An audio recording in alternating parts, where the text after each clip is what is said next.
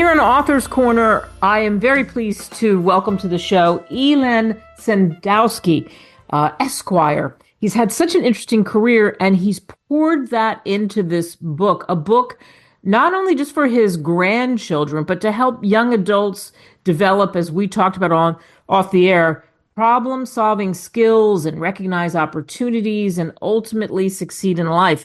Who doesn't like that? And the story is one many of us know, but how well do we know it? And the name of the book is Court Intrigue, The Man Who Refused to Kneel. So we welcome him once again to Author's Corner here on America Tonight with me, Kate Delaney. Ilan, thanks so much for coming on. Thank you. Thank you very much. So I mentioned this. You and I had a great, lively, off-air conversation. I think you're such a fascinating man, without a doubt. Tell us a little bit about your background of being a lawyer and things that you did before that led you down this path of writing this book. As I was saying, right now I'm mostly a grandfather. Before, I was an electronic engineer working on software, developing software.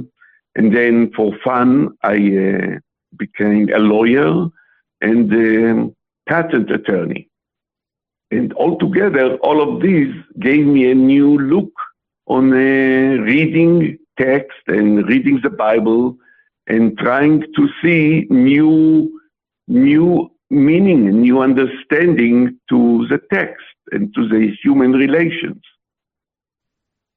And so in looking at that, in looking at the interpretations of the Old Testament stories, you found they were lacking, and that led you to also come up to what we're talking about, your book, which you talk about the golden age of, the Persian Empire and what happened then, and pain and prosperity, and Mordecai saving the Jews from assimilation and extinction. But there's so much more than that. So tell us more about the book.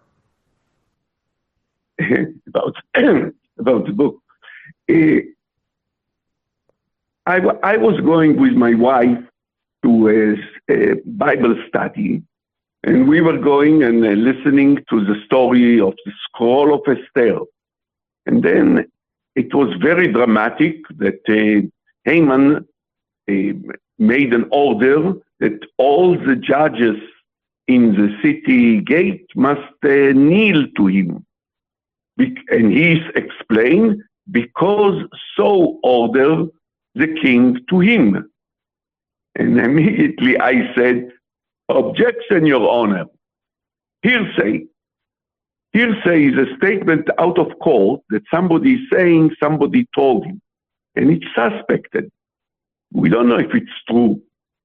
And Mordecai, maybe by mistake or on purpose, he refused. He refused, like he didn't see or he didn't hear the command or something. And then he was surprised that nothing happened to him. Haman saw it and didn't do anything. Didn't go to the king, didn't order his death immediately. So Mordecai knew that the order was not true. The king didn't order it. Once I recognized it, I said, wow, there are so many secrets in this story. It's not the word you see on the paper. There is hidden thing that I can see as a lawyer looking and finding new meanings. Now, with meanings, they are saying that there are 70 faces to the Bible, to the text. And you can see many, many different and even contradicting matters. As long as it educates us and give us new observation into the story, it's wonderful. So I decided I will read it end to end, word by word, and see what else can I find. Because if Haman is lying, maybe other people are lying, and there are so many new secrets to be found. So then I start reading. Yes? Yeah, and as you said, all these secrets you're uncovering, including something that I think a lot of people in this audience, the wisdom that you gain from the book of Esther, because that's also part of the story, right? Yeah, And what do we not know that's about amazing. Esther? What don't we know? There are so many things. One easy question is why Esther was selected. Yeah. Because hundreds of beautiful girls, all willing and able. Now, only willing and able came to the competition for a new queen, because a girl can get married very easy, and then she's disqualified, or she cut her hair and is not beautiful anymore, and not get to the competition. So it were all willing and able girls, beautiful, from China, India, Egypt, all over the world, the empire. And the king will select the most beautiful that will bring him prestige. And Esther was selected. And it's shocking. How? How did it happen?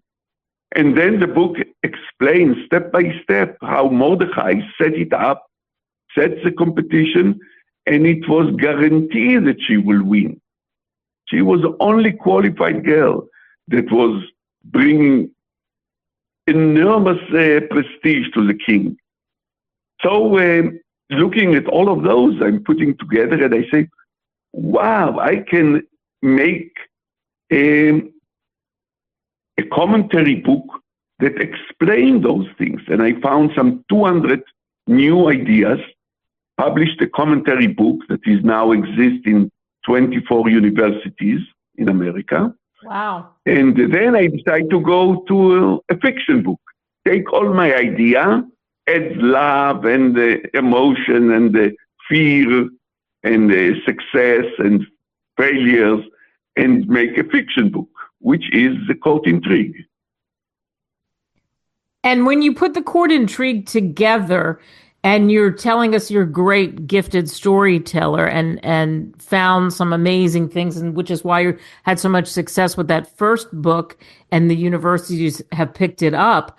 But you shed new light on the ancient wisdom of what we're talking about here, Mordecai and the book of Esther and the epic tales, the struggles of Joseph and Moses and all of that.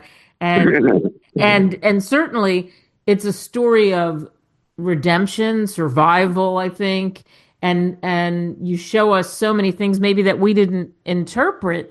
When people read your book, Ilan, what do you hope they come away with? I'll start a little what you said, that at the time in the good Persian Empire, the Persian Empire was very good people and they were very open society. The Jews were pretty successful. And they look what happened to the 10 tribes of Israel that were deported 100 years earlier. And all of those people assimilate and got lost. We don't have them anymore as a tribe of Israel. And Mordecai recognized that that's what's coming to the Jews, to the people of the tribe of Judea. They will assimilate. It was too good to stay Jewish, and they will assimilate. So he had a mission in life to save them from assimilation. And he took the guidance how to operate from the Bible. He read the story of Exodus, and he decided to follow God's steps. He will bring slavery to the Jews. He will bring troubles. Then he will reunite them, and they will fight together for their success. And from then on, the Jews will have a new holiday and celebrate it every year, and they will avoid assimilation. But in order to do it, he almost brought extinction on them with Haman's command to kill them. So, thanks to Haman's command to kill the Jews united, helped one another, cooperate, and they survived the and avoid extinction and assimilation until today. So I was looking at Mordecai. How did he come to his ideas? How did he do step by step, like a chess game, like playing against his enemies, his other in the story, and moving, creating a queen in the palace, creating a rook that was a bodyguard of the king, and altogether he was playing to achieve his goal, solving each problem, getting help from others, getting support from others, sharing the benefit with the other people, listen to critique, adjust his plans, and that's what we are learning from him, that there are problems that create opportunities, and the opportunity might be much, much bigger benefit than the trouble that started it. And we can see open eyes, support, learning, and we can utilize Mordecai way of handling things. Yeah, and I think that's what you pull out of Court Intrigue. The Man Who Refused to Kneel. Ilan Sendowski. You can get this book on Amazon, Barnes & Noble. There are so many lessons here, and you can dive into it easily. Paperback, hardcover, lots of ways to consume this book. Ilan, thanks so much for coming on. Thank you very much. Thank you. And thank you all for listening.